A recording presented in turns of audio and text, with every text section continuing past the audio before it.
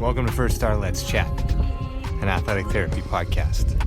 I'm your host, James Gardner, certified athletic therapist, certified strength and conditioning specialist, yoga instructor, human being. This platform, for the pros, by the pros, anybody in the performance space, and beyond. Welcome here to share in the stories of professionals, experiences, journeys, learning along the way. It's a platform to connect, to network, and to be a part of a community that cares, with conversations that matter, experiences that resonate, and generate ideas, thought-provoking, organic dialogue, passionate pros. Brought to you as always by First Star Therapy, Mobility Tape, Epic, and Benchmark Athletics. In association with the Canadian Athletic Therapists Association. It's First Star Let's Chat, an athletic therapy podcast. Thanks for being here. Thank you for being a part of it.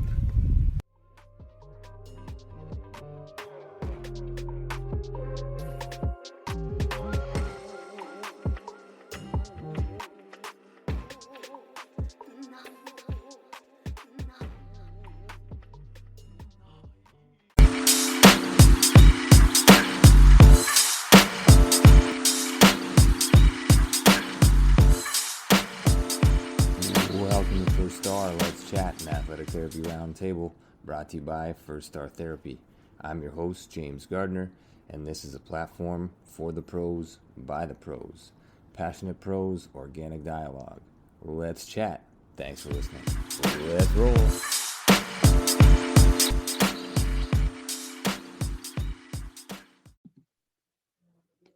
There we go. We're live.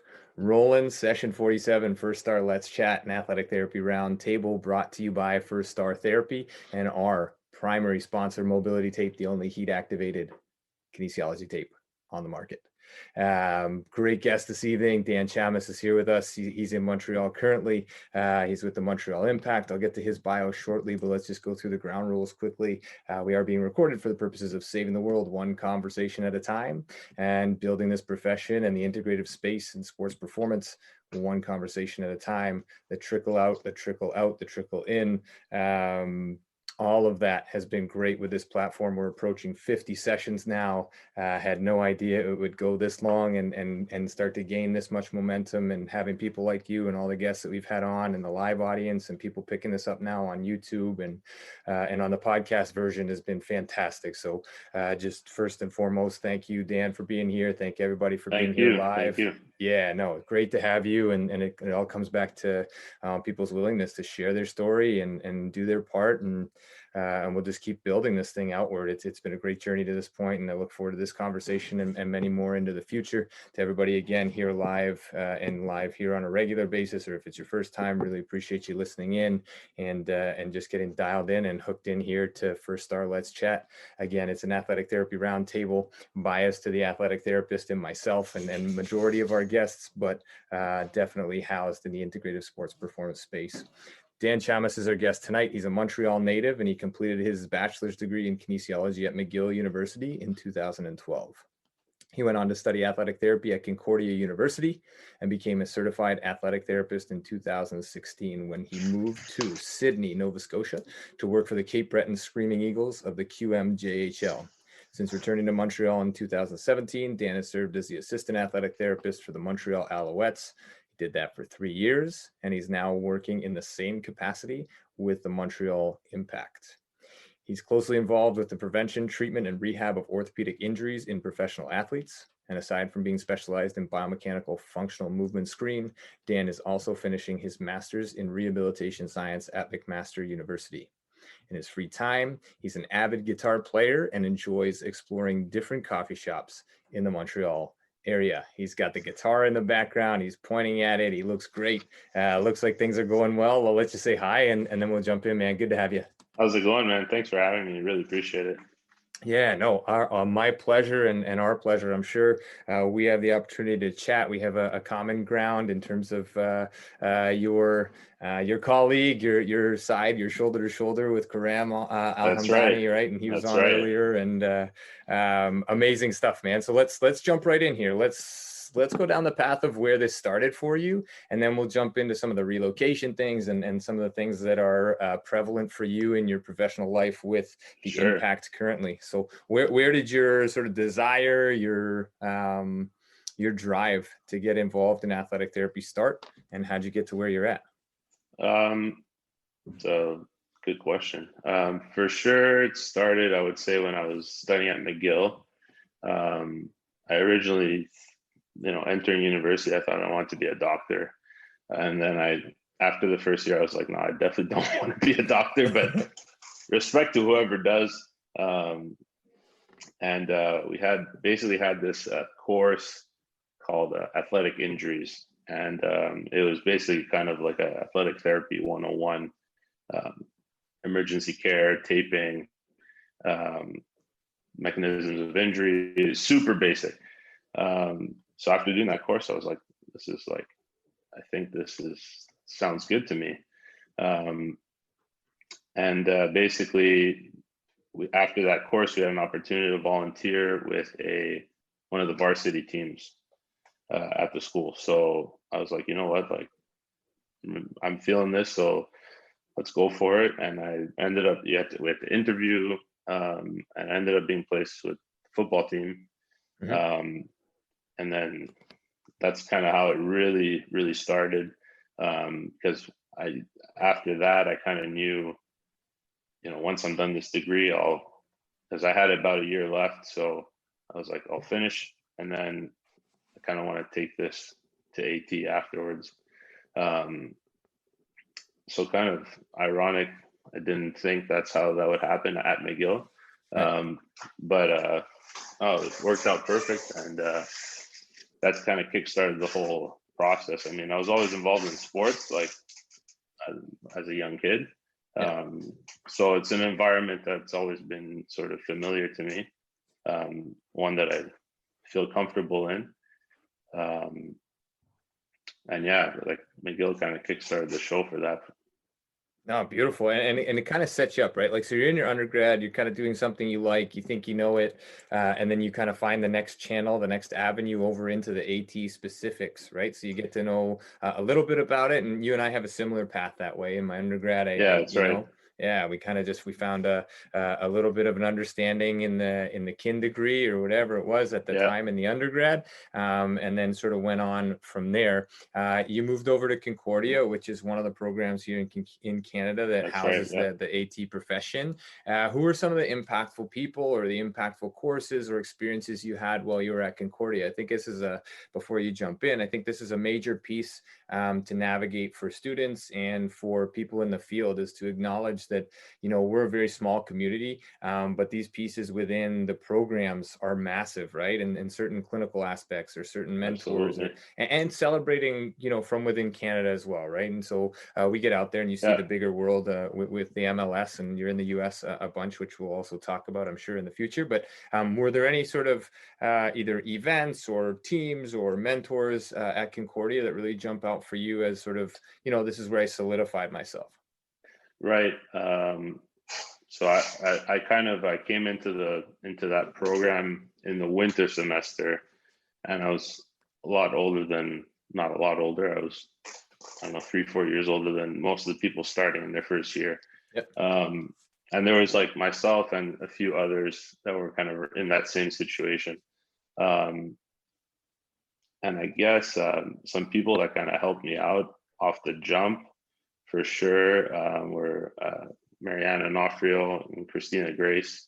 They kind of like coordinate a lot with the students and do a lot of the teaching of the lab. So a lot of the hands-on stuff is through them. So they kind of like really helped me out and showed me sort of what, not how you have to be, but this is what ATs do. This is how we do it, that sort of thing.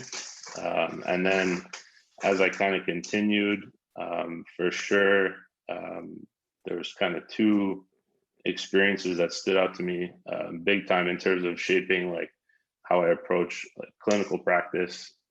And that was at the Perform Center, which is actually on the Concordia campus, actually across the street. It's a big research spot.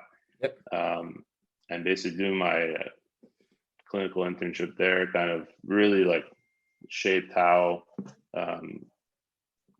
I approached like clinical practice even till today.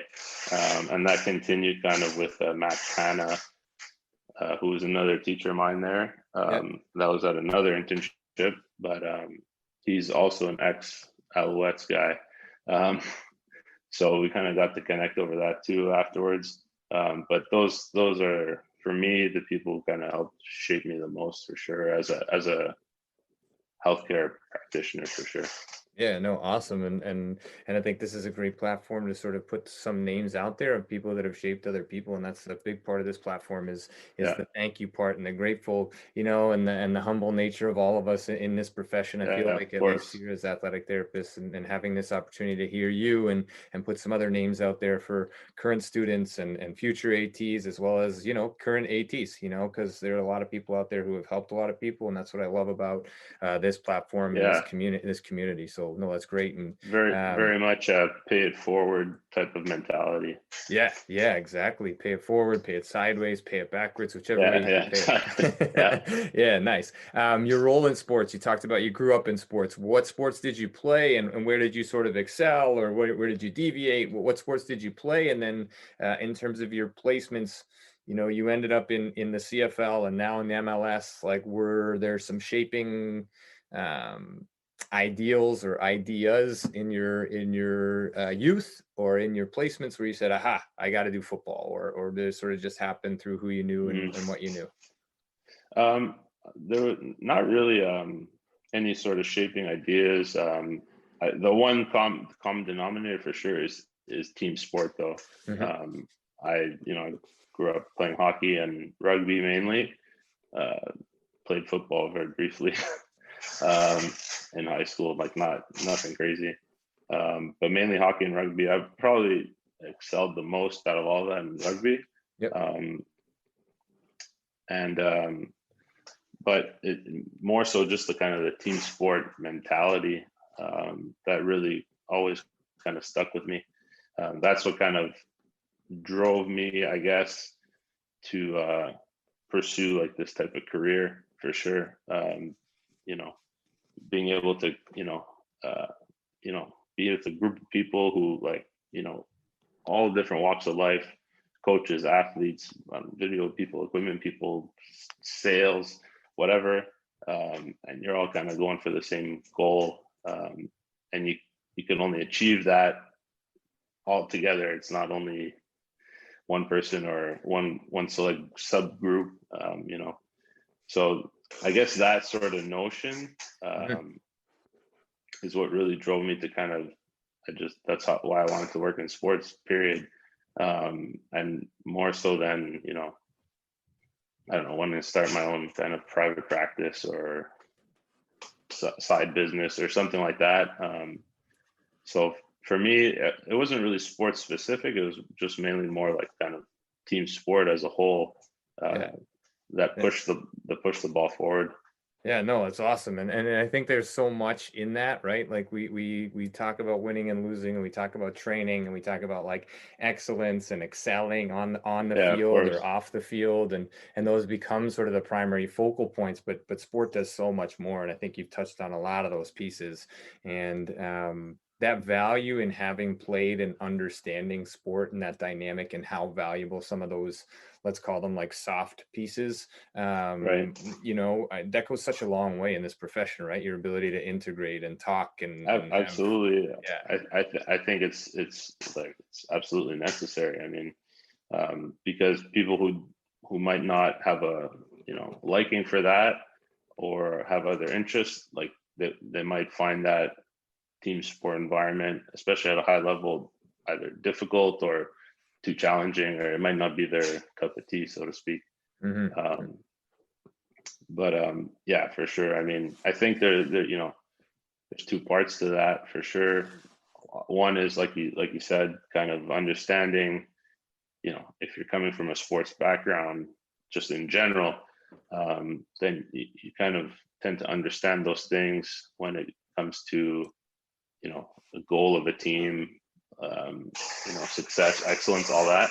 And I think the other part of what kind of pushed me, or I pushed myself to kind of have this kind of career, was also like, sort of the same as like athletes, like you want to win, you want to be part of excellence, you want to be part of winning. So there's that same sort of drive, I guess, from everyone involved.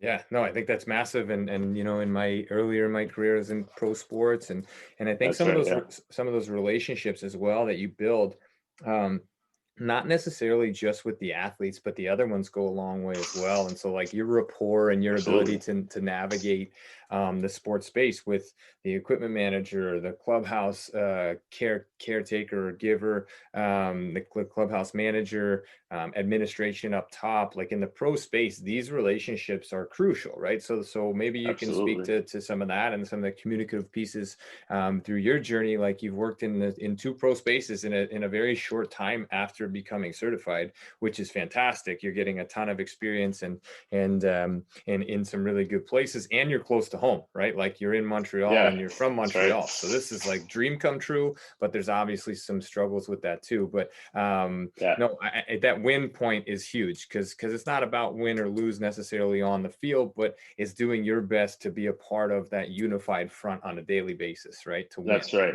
Exactly. I mean, like you win and lose together. That's one piece, but the other side, like you said, is that kind of constant mentality of winning mentality, so to speak, of mentality of excellence. I mean, people touch on that when if they're training private clients or treating private clients or whatever, but when you have it as a group, it just for me I guess that's how I grew up in team sports, so it's that much more special, and to be honest, it feels like it's fun. It's like there's nothing better. Yeah, it's no office cubicle stuffed in a basement. Not that there's anything wrong with that, but you're outside, you're in sport, and you're a part of it. Whether you're you're not necessarily on the front. I mean, you're the front line, but you're in the background, which is the other part of it that I absolutely adored. Is like you're not really in the mainstream. You're not right up. But you're behind the scenes. Not meant to be there to be in the spotlight whatsoever. I'd much rather not be. Yeah. How about COVID? Obviously, like you've changed gears. You shifted from football and then into the MLS with the Impact. But aside from the sport, have you? I mean, you got the guitar in the background. You're an avid guitar player. Has this given you a lot of time to figure that out a little bit more, do a little bit more of that? For sure. This year's been. I'm sure everyone listening or you ask anybody on the street, everyone's going to say the same thing. This year's been crazy. And not, no one has a crazier year than somebody else.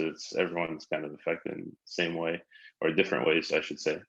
But at the beginning of the year, when this pandemic all started, I was talking with the Alouettes, and then pandemic happened, and then everything kind of like ceased to operate across the league, and that went on for a while. And then kind of when everything was known that we wouldn't be playing again this year, I was trying to figure out like where do I go? It's kind of like I was just like if you take a map and you just put a giant question mark on it now, like where are we going kind of thing. So for sure, I have to say, first of all, I was super fortunate to find some sort of opportunity with the Impact, hands down, that like allowed me to kind of keep going, kind of like on my personal professional path. But at the same time, this whole pandemic experience has been great in a way, in the sense that everyone's kind of been forced to examine and reflect upon kind of what they want, or what they don't want. So like the guitar's behind me, that's for sure. I still want it there. Yeah. So it definitely gave me some more time just to, just to play, like, and just talk to some of my old bandmates and, catch up with that. And, I came up with this, like, what do you think? Just like stuff that we used to do all the time and no one had as much time anymore. Yeah. I also thought of like, what would I do if I, as another side kind of job or business. So I thought of starting my own kind of coffee company, but that's still an idea on the back burner somewhere. Hey, you listed guitar and you listed coffee shops in Montreal as things that you're an avid frequenter so there of you and go. enjoyer. Yeah, man. You put it together and you've got I don't know, singing coffee or Something. I don't know, who knows? But I think those are those are two great things that you could put into context. And I'm sure to like take your guitar on the road with you, and that's probably a little thing if you ever do that, or when you're home you get to play it, and then finding we always tried to find the best coffee on the road when we were traveling. That's a thing. And you're probably a bit of a connoisseur when it comes to that. So maybe that's in the future. It might not be right now. Yeah, but we'll see. I have no idea, to be honest, but maybe one day. Yeah, keep it in the back. Keep it in the back pocket. You got a lot of years left. You're still in season with the Impact. Oh yeah. I don't know. This pandemic is kind of analogous to like the assessment of absolutely, like, if you think about an athlete walking in the door and they have every single symptom and every single complaint, and you have no idea where to start and where it's going to end. This is it, man. So just use it as an experience, an exploratory phase of life, right? And let's see where we go. 100%. Yeah, no, awesome 100%. stuff. And let's shift gears a little bit and jump over to the Impact. So you're with the Impact. They're in season. We were lucky enough, or I was lucky enough to host like a multi-sport COVID in the pro space. That's right, with Karam and Dom and MC, who was also in CFL at the time. But so NHL, CFL, and MLS were represented in that one. And Karam had spoke about, like, they started the season, the MLS, like Montreal started in Canada, because this is a dual country league. This goes from the US and Canada and crosses over. So you guys started in Canada. I'm not sure exactly when you jumped in, if you were part of that while you were still strictly in Canada, then moved into the US. Is that right? That's right. Walk us through what happened there. Yeah, because we're just this provides context for a lot of people, because you're because you're giving us a lot of information that we're not necessarily like aware of. You have a ton of insight into this whole COVID and like international travel and competition. And so give us that. So I kind of came in late to the party. And it was early September. And basically, like, I started one day and 2 days later we were going to Vancouver to play 2 games. So it was kind of at the end period of the playing within Canada phase. I guess they called it phase 1, phase 2. And phase 2 was still yet to be announced. But what ended up happening was that all 3 Canadian teams relocated temporarily to the US. So we went to New Jersey. Toronto went to, they're actually in Hartford, Connecticut, I believe. Right. Or somewhere in Connecticut. And Vancouver went to Portland, Oregon. And so basically we buddied up with another MLS team in the area, in our case, New York Red Bulls. And we used their facility as like our home field. It's actually pretty cool because, like, you get onto the field and obviously, like, it's not our home field here in Montreal, but like they made it look like pretty solid in terms of making you feel at home. So hats off to them for sure. And basically the schedule that we had was quite condensed because of, like, we had to get in a certain number of games in, before it's too cold outside to play, basically. Right. So we actually, so the end of the season was last weekend, regular season. And so basically what we did was the agreement with the Canadian teams that I guess I wasn't involved. I don't know who was involved with this, but we were allowed to come back home, I guess, for players to see their families and whatnot, under quarantine, and then return back to the US. So we would like go there for, I don't know, 10 days, for example, come back for 3, quarantine, go back again for like, I don't know, 17, come back for 3, go back for like 20, come back for 3. So basically living at a hotel, all your meals are kind of in a box. I mean, there's much worse situations to be in for sure. So that's like, for me, like I was like, let's do it. Like whatever we got to do, let's go. Yeah. So it's been interesting for sure. We get tested every 2 days, every second day, every day before a match anyways. So lots of COVID testing going on. You're well versed in the Yeah. COVID testing. Yeah.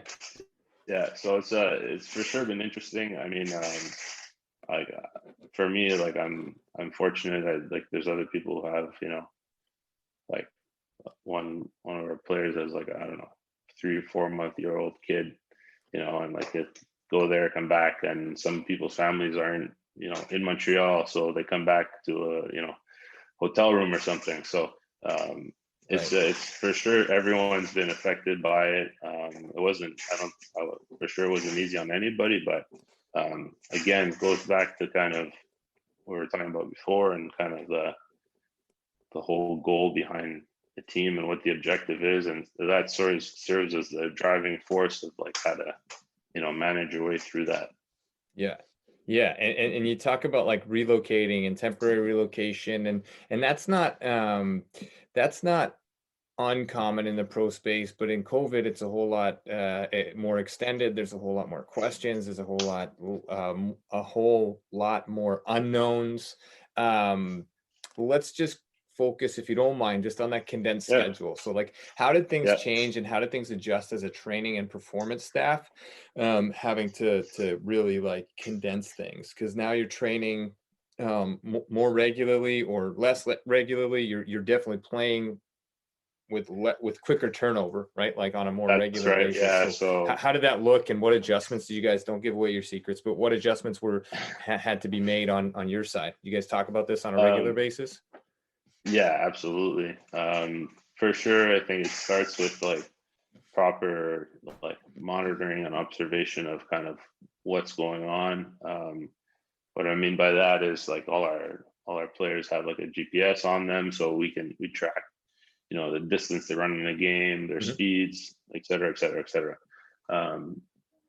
So being conscious of those and looking at those numbers, you know, gives us an objective idea of, okay, like what's happening. This guy's running like 10K, you know, every 3rd or 4th day. Like, right.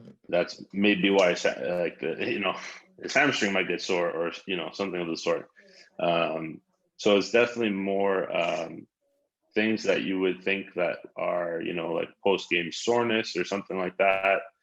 Really we had to like kind of like make sure we addressed every single little point, because our turnover time was not long whatsoever.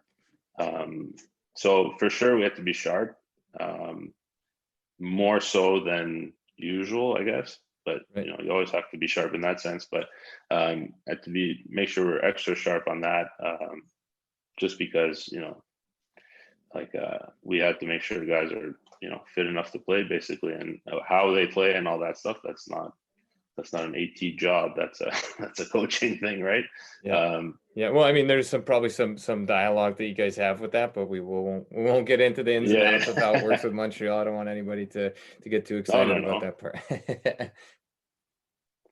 So all of these considerations, again, to come back around to sort of winning, keeping this thing going. I think it's amazing that this league has been able to sort of manage. There were some scares early on in the season, down in the bubble, I think down in Florida, like early on, there was a couple teams, right, that had some issues, and that seems to be, you know, managed at least to a certain degree through the media's releases anyway. But you guys are still going, right? So you're home now, and what's next for the Impact? So we clinched playoffs last weekend, so that's great. And we play on this coming Friday in Foxborough in New England. And basically, then now it's do or die, basically. So there we go. Now you're into the thick of it. Now you're into the thick of it, and you're playing in November, bridging into December in New England, which is usually another sport playing in New England at that time. That's a focal That's right. But no, that's great, man, and I'm sure that'll play a super role exciting. in that. Yeah. So wear your long johns and layer up. And if you're the guy that gets to stay inside, then do that. And talking a little bit about the weather, obviously that will play a role with your athletes and how much they can and can't do, and the touch on the ball and the touch on the field and all of those things. Understanding your athletes is a big part of what we do, I think, at least it's my interpretation. So in terms of that with the pro space, and you jumped on board late, I'm sure you jumped in no problem and got to know everybody pretty quickly. How important, like, where does that rank on your sort of scale of things that really matter? You know, understanding who your athlete is and how they move and all those other things. Where does that stack up? Paramount. I mean, paramount. I like, honestly, like, one of the, as a philosophy, personally, like as an AT, like, you got to treat the person, not the player. Like, because everyone else is treating the player like the player. So when it comes to like some sort of health issue, like, we gotta, treat the person, not the player. So understanding that person, understanding how they move,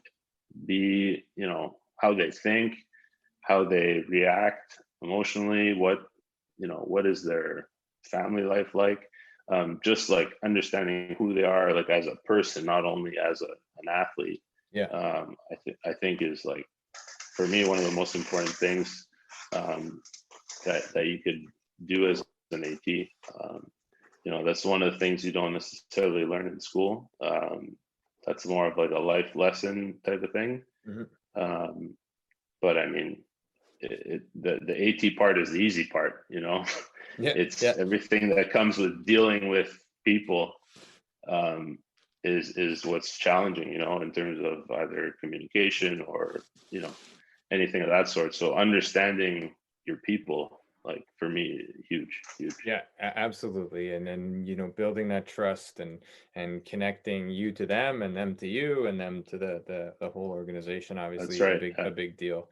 And then you talked about movement and training and understanding how they move, obviously, to potentially have an eye on what they're predisposed to or knowing their injury history. That's right. And all of those things. So really, really good stuff. Soccer is a funny one. It's a bit of a one of those sports that I've had a little bit of exposure to. It's sort of the high-end university setting, but beyond that, not so much.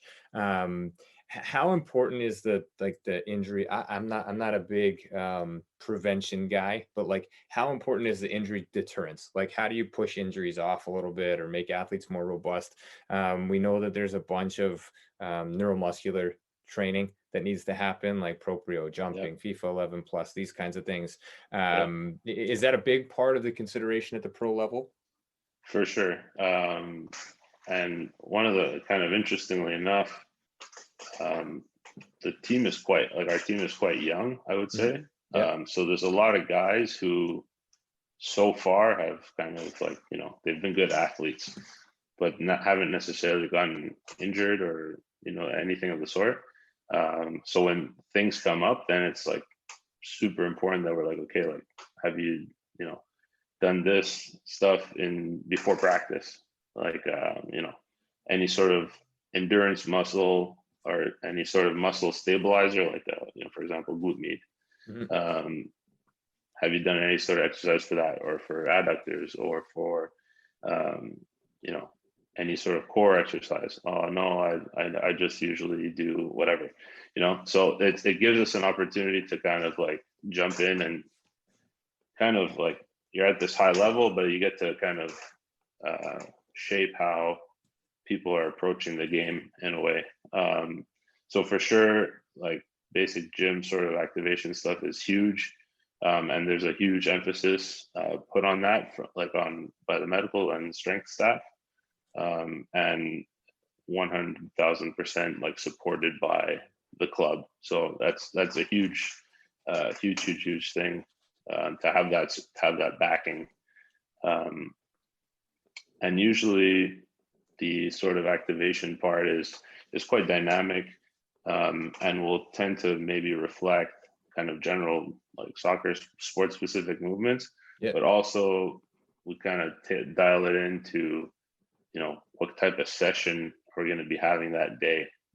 So it gets even more specific, which is pretty interesting. I mean, usually, if you're, I don't know, if you're doing your internship at a high school hockey team or something like that, you might not have the opportunity to do all those little things, or to have all the information to do those things. So it's pretty cool for sure. Yeah, no, and you talk about like the activation, sport specific movements, and then maybe like a needs analysis of the sport and the athlete, and you guys have the some data and some tech that can really help with that stuff too. And I think those things are great, and they're awesome, and they're amazing tools that we must continue to utilize and sort of build in at those higher levels where it's available, where resources may not be available in like the amateur space, or just unwilling, or people maybe aren't quite at that level of understanding, or there aren't like athletic therapists or strength and conditioning specialists or whoever professionals built into that amateur space. I see that, and listening to you and speaking with you a little bit, as another avenue for athletic therapy to maybe bring that stuff down into the amateur level, start to create some more inroads in that amateur space, because I had the opportunity to do my master's, and you're doing yours as well. I'd love to hear a little bit more about that, or we would. And but mine ended up looking at knee injuries in the varsity setting in Canadian University, and that was just an area that there hasn't been a ton of released research on, and I just found it sort of, well, a little bit astounding as the number of injuries that were happening, but at the same time, like, here's a great opportunity to figure out the why, and then start to do some I don't know, some manipulative training, like you just talked about. Let's start training a little bit differently. We don't need to follow necessarily these rigid blocks and periods of training. Maybe we need to tweak it to the time of year, how much time they've been on the field this week, and like get a little bit more critical in terms of what we're doing, instead of just laying the blanket out as to soccer, go do this, right? Right. Try and cover everything for sure. That's where the art and the science part kind of mishmash together, in terms of, what do you put in? You have to approach that scientifically, obviously, but, you also need a feel and understanding of the sport that you're working with, and the people that you're working with. 100%. I mean, if that's a huge avenue for ATs, like you said, kind of more towards the kind of grassroots kind of movement, in terms of building proper preventative work, or just consciously. And I think you touch on that a little bit, and like whatever you're doing, do it with a certain purpose and intention.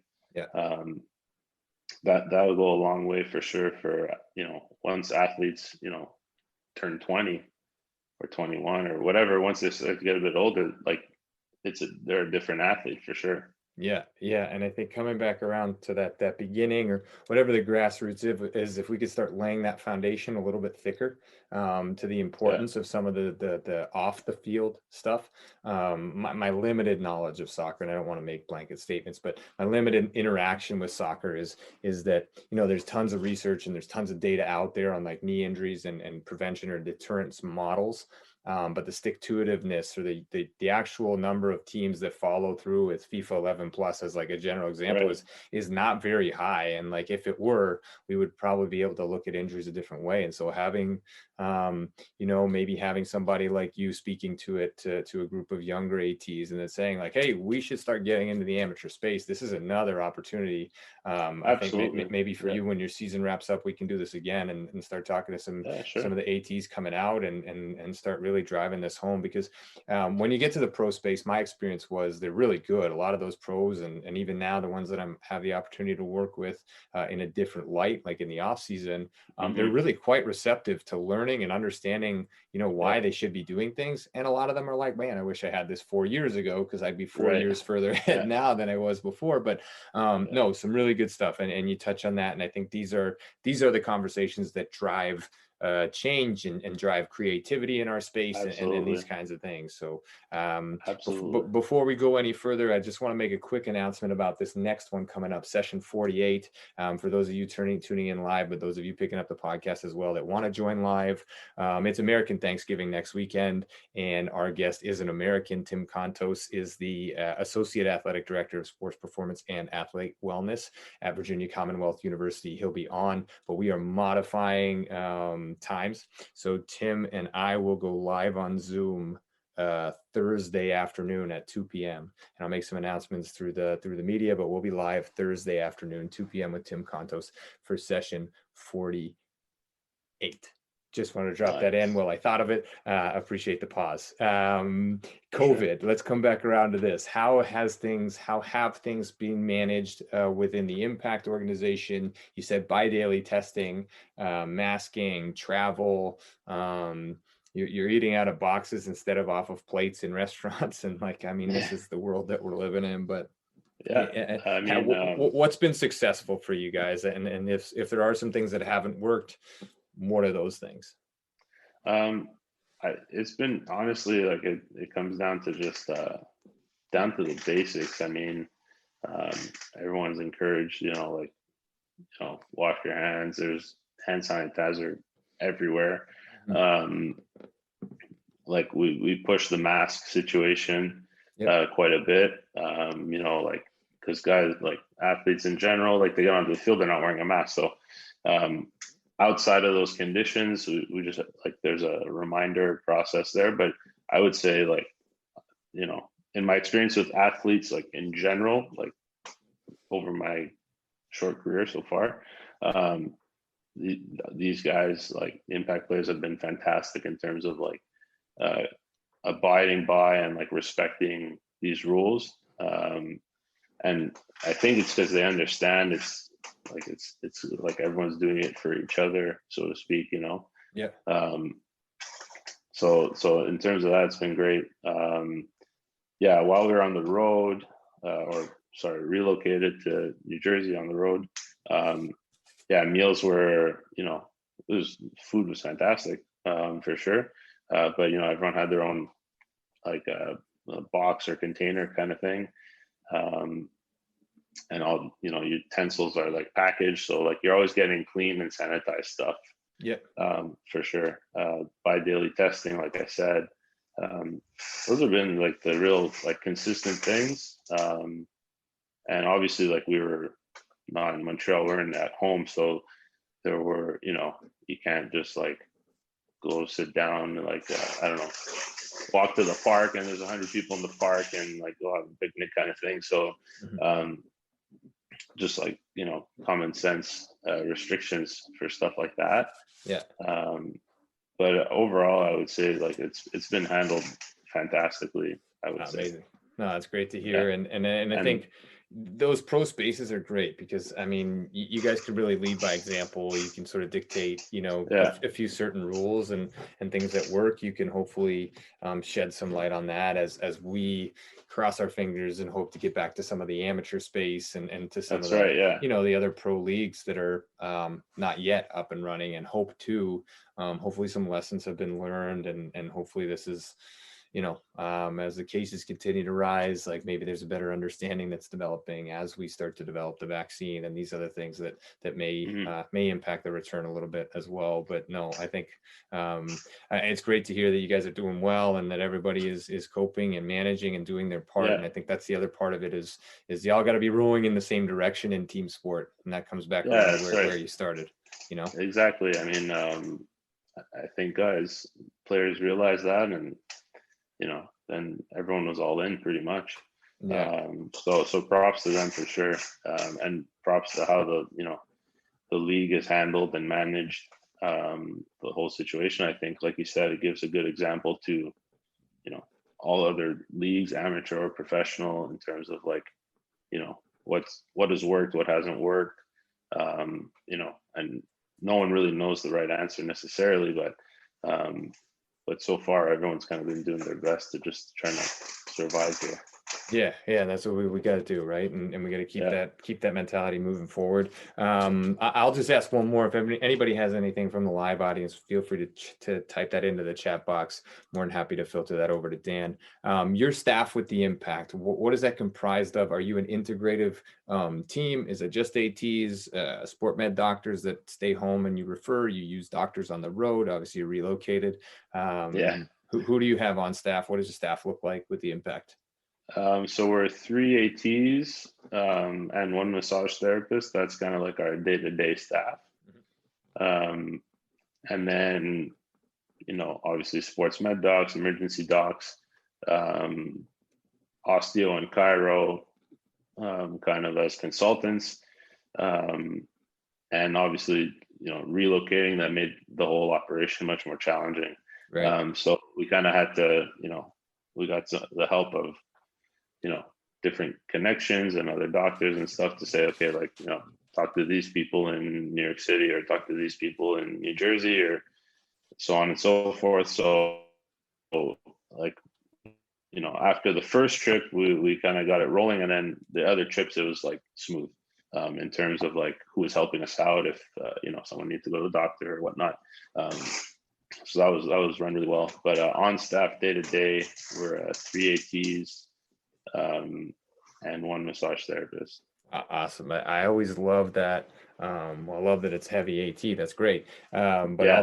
I also love that integrative piece in the pro space, right? Like you got to understand and Absolutely. communicate. Like, Got to check the ego at the door, and there's no territory here. It's all very much like you said, treat the person, not the player, and everybody's working together to do that as well. So I hope that's a good team for you. I'd imagine it would be, or Oh, and absolutely. For me, like I consider myself lucky. I just coming in late, I'm just trying to figure out my role, how I fit in.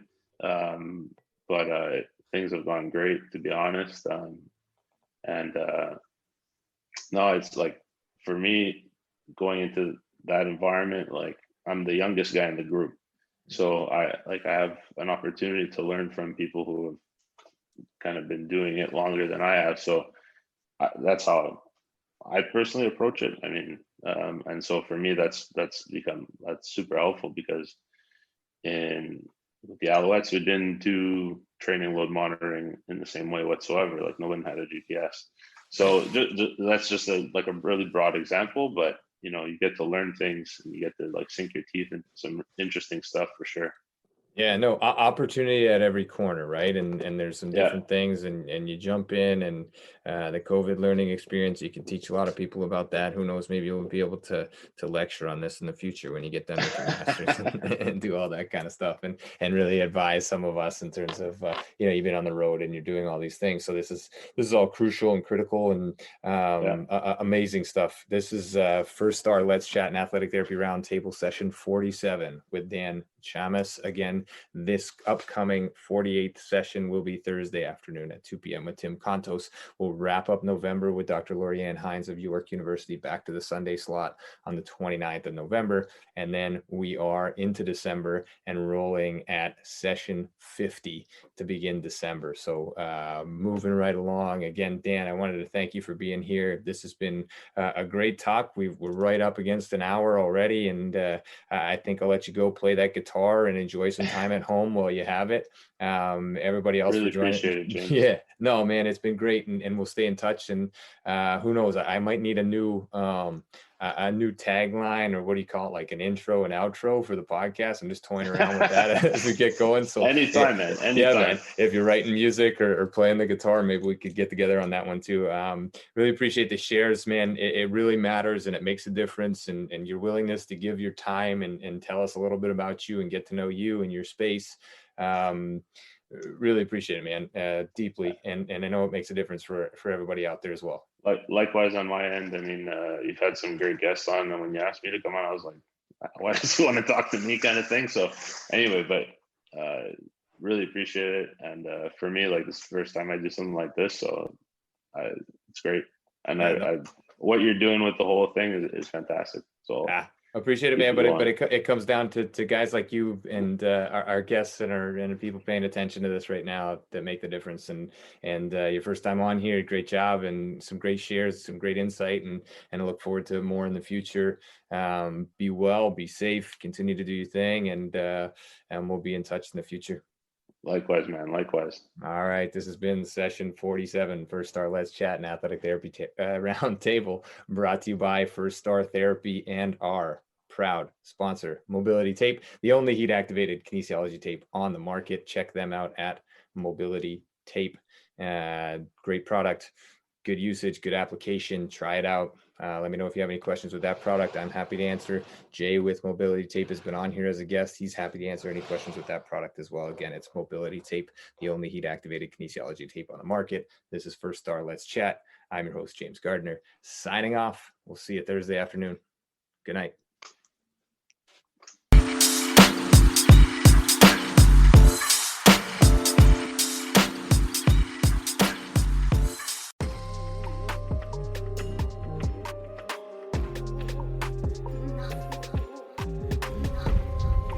Thanks again for being here. Thanks for listening. Thanks for being a part of this community. Check us out online, firststartherapy.com. That's FIRSTAR therapy.com. Or email us with feedback, consult@firststartherapy.com. CONSULT@firststartherapy.com. On Instagram @firststar.therapy, and our podcast host @letschat.at. This is First Star Let's Chat, an athletic therapy podcast.